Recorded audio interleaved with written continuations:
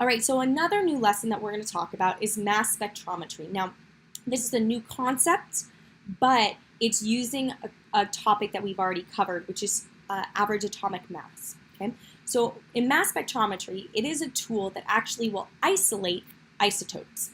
So in this example, you would, if I were to take copper, because remember, the average atomic mass of copper is not a whole number. Instead, it is a weighted average of the different isotopes that exist. So if you notice here, this graph here shows the relative number of atoms for each of the isotopes. So the bar right here for 63 represents isotope 63 of copper. The bar here represents isotope 65 for copper. So what does each peak represent? Well, it represents isotopes. So here it's showing that copper has 2 isotopes. So if we were to actually calculate the atomic weight or the average atomic mass of copper, this part is not new. I know from this graph that the percent abundance of copper 63 is 69%, and I know that the percent of copper 65 is 31%. So all you need to do is take a weighted average. So it's going to be 63 times 0.69 plus 65 times 0.31. And so the answer that you get is 63.62 AMU. So let's look at another practice problem. All right, here, this one looks a little bit more complicated. And it tells me that I've got all of these peaks, and it tells me that peak 1 is due to chlorine 35. So first of all, it says what analytical technique would give this spectrum? Well, mass spectrometry. That's what we're learning about. The next question asks how many different isotopes exist. So your initial response might be 5. But look at this carefully. Notice that the mass for isotope 1 is 35. The mass for isotope number 2 is 37.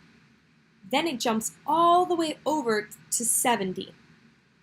Isotopes might vary by mass number by 1, 2, or even 3, but you're not going to have a 35 AMU difference. It doesn't make sense. So something else must be at play. Okay? Here's what's going on. So I actually only have 2 isotopes. Okay? My isotopes are chlorine 35 and chlorine 37. If you look at isotope, and I put that in quotes, isotope number 3, notice that the mass of it is 70. Notice that we're talking about chlorine. Remember, chlorine is diatomic.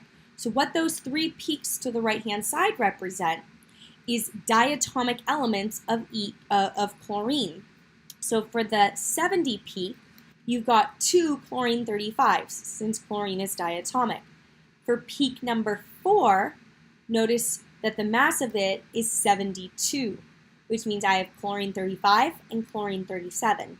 And finally, for peak 5, the mass of it is 74, which means I have chlorine 37 and another chlorine 37.